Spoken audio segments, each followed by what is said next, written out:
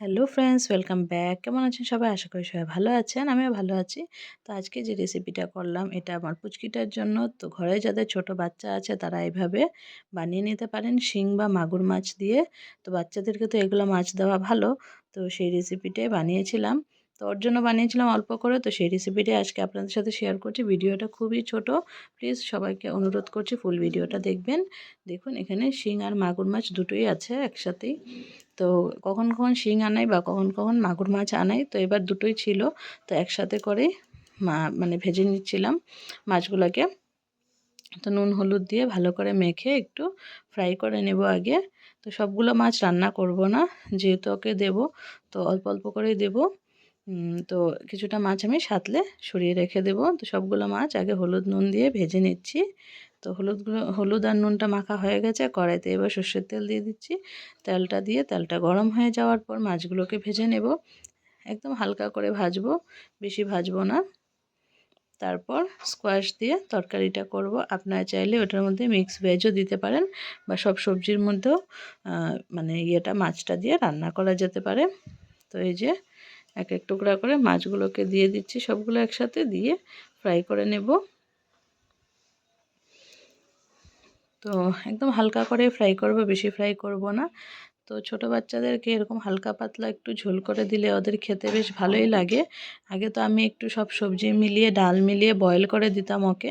তো কিছুদিন তো খেয়েছে ভালো, তারপর তো আর খাচ্ছে না। তো এর জন্য ওর জন্য এখন আলাদা করে একটু তরকারি করে দিই।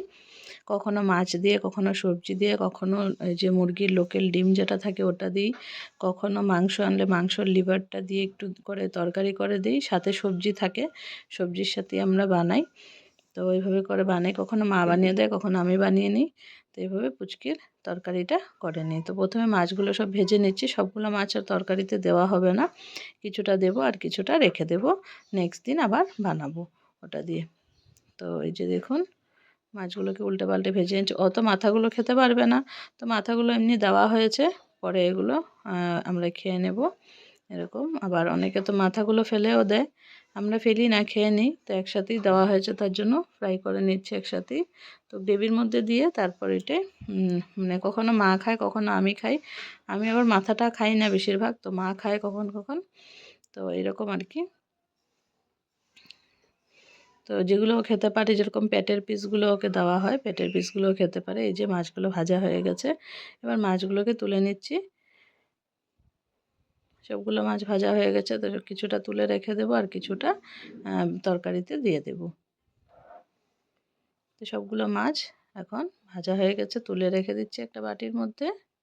এবার তরকারিটা বানাবো, কিছুটা তেল কমিয়ে নেব, এত তেল তো লাগবে না, যেহেতু বাচ্চার জন্য রান্না হচ্ছে। একদম হালকা একটু তেল দিয়ে বানানো হবে, তো তেলটা এখানে কমিয়ে নেওয়া হবে অনেকটাই।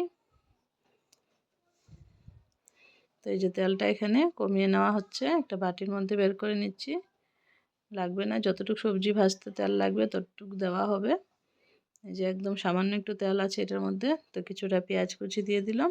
পেঁয়াজ কুচি দিয়ে এখন এখানে আলু আর স্কোয়াশ আছে, আলু আর স্কোয়াশটা দিয়ে দিয়েছি, ছোট ছোট করে কেটে রাখা আছে।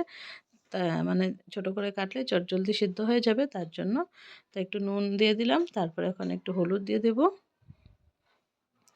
নুন আর হলুদটা দেওয়া হয়ে গেছে, এখন সুন্দর করে নাড়াচাড়া করে নিচ্ছি। কিছু সময় ঢেকে ঢেকে কুক করলে, রান্না করলে এটা বয়েল হয়ে যাবে আর সাথে ভাজাও হয়ে যাবে। তো এভাবেই করব, কিছু সময় ঢেকে দেব। ঢেকে বানালে জলদি হয়ে যাবে আর একসাথে স্কোয়াশ আলুটা সিদ্ধ হয়ে যাবে। তো এই যে দেখুন মাছ ভাজাগুলো নামিয়ে নিয়েছি, সবগুলো দেবো না, কিছুটা আমি সরিয়ে রেখে দেবো এখান থেকে। তো দেখুন এভাবে করে ঢেকে ঢেকে স্কোয়াশটা আর আলুটাকে ফ্রাই করে নিতে হবে। আপনারা এখানে চাইলে আপনাদের পছন্দ মতো সবজি দিতে পারেন, যেরকম বিন, গাজর, এগুলো তো বাচ্চাদের জন্য ভালো, বা কেউ যদি বিট দিতে চান বিটও দিতে পারেন। তো এগুলো দিয়ে দিলে হলো। এখন একটু পেস্ট করে রাখা আদা ছিল, সে আদার পেস্টটা এখানে দিয়ে দিলাম। তো আদার পেস্টটা দিলে কিন্তু মাছের ঝোলে বেশ ভালো হয়, আর বাচ্চারা একটু খেতেও ভালোই লাগে ওদের, তার জন্য একটু আদার পেস্টটা দিয়ে দিয়েছি একদম সামান্য।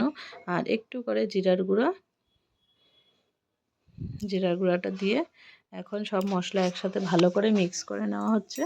ভালো করে মিক্স করে নিয়ে তারপর আর ঝোলের জন্য জল দিয়ে দিলাম। তো সবজিটা দেখেছেন খুব বেশি একটা ভাজিনি, এতটুকুই ভেজেছি। আর গ্রেভিটাও অল্প করেই রেখেছি, কারণ ওর তো আর বেশি ঝোল লাগে না। ওকে তো একটু শুকা শুকা করেই মেখে দিতে হয়, বেশি ঝোল ঝোল করে মাখলে খেতে পারে না, অসুবিধা হয়। তো এইটুকু রাখলাম। আর এখন কয়েক টুকরা মাছ দিয়ে দিচ্ছি এটার মধ্যে। তো মাছগুলো দিয়ে নাড়াচাড়া করে নিয়ে কিছু সময় জাল হতে দেব। বাস, তারপরে এই রেসিপিটা রেডি হয়ে যাবে। তো বন্ধুরা, এই বাচ্চাদের জন্য এরকম কে কে বানান আমাকে অবশ্যই কমেন্টে জানাবেন। আর রেসিপিটা আজকের কেমন লাগলো, যদি ভালো লেগে থাকে তাহলে প্লিজ লাইক কমেন্ট শেয়ার করে দিবেন। আর যারা চ্যানেলে নতুন বন্ধু আছেন প্লিজ চ্যানেলটাকে সাবস্ক্রাইব করে বেল আইকনটা প্রেস করে রাখবেন, তাহলেই আমার ভিডিওসের নোটিফিকেশান সবার প্রথম আপনাদের কাছে পৌঁছে যাবে। এই যে দেখুন, এখন মাছগুলো দিয়ে দিয়েছি, দিয়ে একটু নাড়াচাড়া করে নিয়ে কিছু সময় ফুটতে দেব।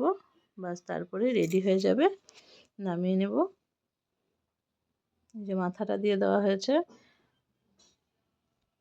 তো বন্ধুরা, আবার আপনাদের সাথে নতুন কোনো ভিডিওতে দেখা হবে। আজকের জন্য সবাইকে টাটা, বাই বাই। আর সবাইকে অনেক অনেক ধন্যবাদ আমার ভিডিওটা ধৈর্য ধরে দেখার জন্য। আবার দেখা হচ্ছে নতুন ভিডিওতে। সবাই ভালো থাকবেন, সুস্থ থাকবেন। টাটা।